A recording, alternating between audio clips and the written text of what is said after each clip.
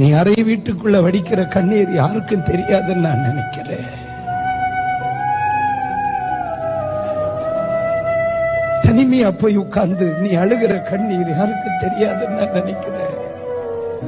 இன்னைக்கு காலையில விடிஞ்ச நேரத்திலிருந்து இதுவரைக்கும் நீ எத்தனை பெருமூச்சு விட்டுருப்ப, எத்தனை சுவாசம் வெளியே வந்துச்சு உள்ள போச்சுங்கிறத கணக்கு அங்கு கேள், அவர் சொல்லுவார்.